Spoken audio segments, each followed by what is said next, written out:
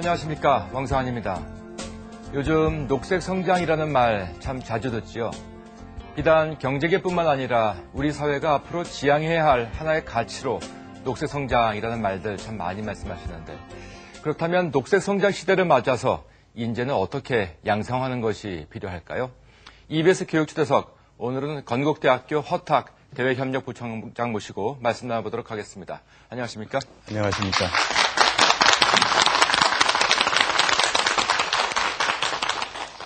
예, 먼저 이렇게 바쁘신데 나오셔서 감사한 말씀 드립니다. 예, 감사합니다. 먼저 이 녹색 성장이 무엇인지 그 개념부터 좀 정확하게 짚어야 될 것 같은데요. 예. 어떤 뜻일까요? 예, 그 녹색 성장이라는 말이 최근에 많이 등장하고 있습니다. 녹색 성장이라는 용어는 미국의 저널리스트인 토마스 프리드만이 그 본인의 저서인 코드 그린이라는 데서 우리 인류 사회의 미래의 새로운 가치를 창출하는 방향으로서 그린 그로스, 녹색 성장을 제시한 바가 있습니다. 그러면 녹색 성장의 개념에 대한 이해를 돕기 위해서 간단히 자료를 보면서 말씀드리도록 하겠습니다. 네. 예, 그림에서 보는 바와 같이 발전, 성장과 보호는 서로 다른 속성을 가지고 있습니다. 발전을 중점적으로 강조하다 보면 보호를 희생을 해야 되고, 보호를 하려면 발전은 어느 정도 희생해야 되는 서로 반비례 관계에 있는데, 지난 산업혁명 이후에 전 세계의 사회와 경제는 발전 중심적으로 나갔습니다. 그러다 보니까 전 세계 국가들을 순위를 매길 때도 발전, 개발의 여부에 따라서 개발국가, 개발도상국가, 미개발국가로 하는 그 개발, 발전의 유무가 전 세계의 국가나 또는 기업의 서열을 결정하는 그런 의미로 작용되었습니다. 그러다 보니까 지난 200여 년 동안 발전에 중점을 두다 보니까 보호, 즉 생태계, 환경에 상당히 심각한 영향을 미치게 되었습니다. 그래서 현재의 환경이 지구 생태계 환경이 굉장히 안 좋은 상황이죠.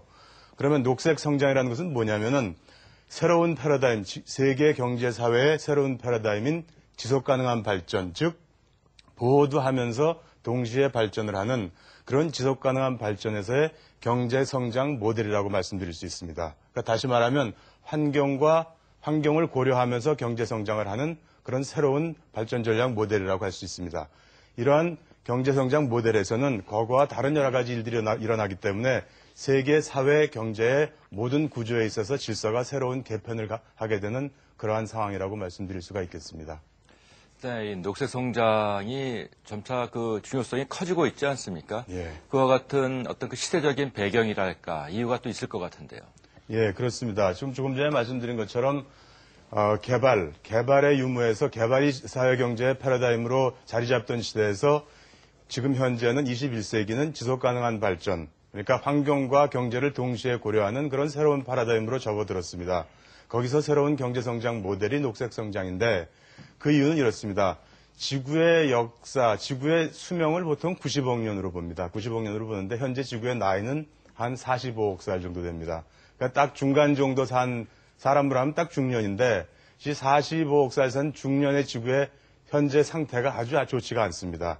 사람으로 말하면 몸에 열이 나는 것 같은 지구온난화 현상이 생기고 그 다음에 예를 들어서 혈액이 안 좋아지는 것 같은 식으로 하천이나 강에 예를 들어 적조나 녹조 현상이 생기는 등 지구 환경이 굉장히 나빠지고 있기 때문에 그 환경 오염에 대한 환경 악화에 대한 우리가 개선이 필요하고 또 하나는 전 세계적으로 경제 상황의 위기가 있습니다. 그래서 환경을 보호하고 개선하는 것과 경제 상황을 위기를 타파한다는 그런 두 가지 시대적 사명을 가지고 이걸 두 가지를 같이 해결할 수 있는 방법이 뭐냐. 그것은 환경을 보호하면서 경제 성장을 도모하는 녹색 성장밖에 없지 않느냐. 이렇게 대두된 것이고 그래서 경제 성장과 환경 보호라는 두 가지를 인류 사회에서 추구하려는 어떤 노력의 일환이라고 보시면 되겠습니다.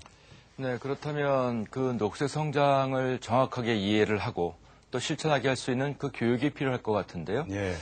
양자의 어떤 그 관계랄까 어떻게 또 얘기할 수 있겠습니까? 예, 그렇습니다. 녹색 성장과 관련해서 역시 교육이 굉장히 중요한데 이 녹색 성장은 잠시 전에도 말씀드린 것처럼 지속 가능한 발전의 틀에서 경제 성장의 모델입니다. 그러면 지속 가능한 발전은 지속 가능한 사회를 통해서 이루어질 수 있는데 지속 가능한 사회가 이루어지기 위해서는 사회 내에서 생산과 소비, 즉 지속 가능한 생산이 이루어지고 그것이 지속 가능한 소비로 연결이 돼야지 지속 가능한 사회가 정착될 수 있다고 봅니다. 그럼 지속 가능한 생산이 이루어지기 위해서는 생산자, 예를 들어서 서비스나 제품을 생산하는 기업 또는 정부에서 지속 가능한 방법으로 생산을 해서 서비스나 제품을 만들어낼 수 있어야 됩니다. 아주 효율적으로요. 환경적으로 아주 영향을 덜 미치고 효율적으로 만들어낼 수 있어야 되고, 소비 측면에서는 과거의 대량 소비의 패턴에서 벗어나서 새로운 패턴으로 필요한 물건만, 필요한 서비스만 사가지고 그 다음에 아주 절약해서 효과적으로 쓰는 새로운 패턴이 필요하게 됩니다.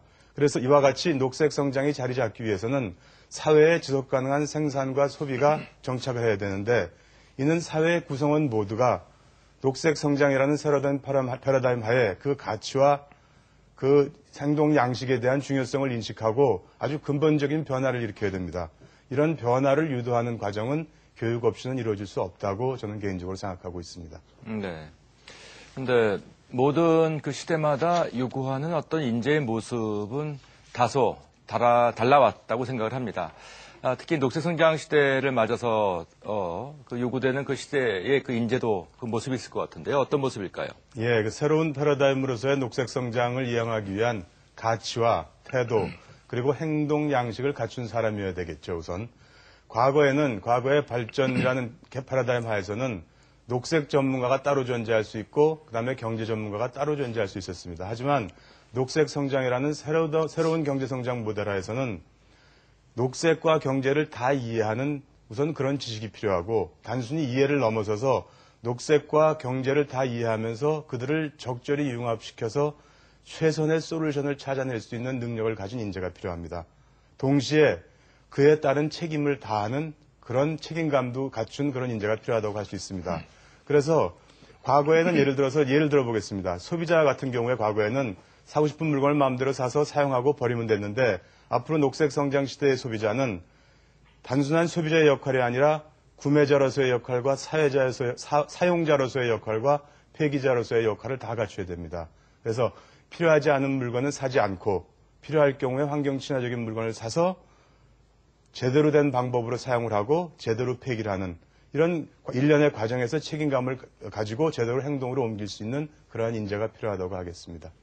그렇다면 사실 그 교육의 목적은 시대가 필요하는 인재를 양성하는 데에도 있을 것 같은데요. 이 녹색 성장 시대를 맞아서 말씀하신 그러한 인재를 양성하기 위해서는 어떤 교육들이 필요하다고 보시는지요?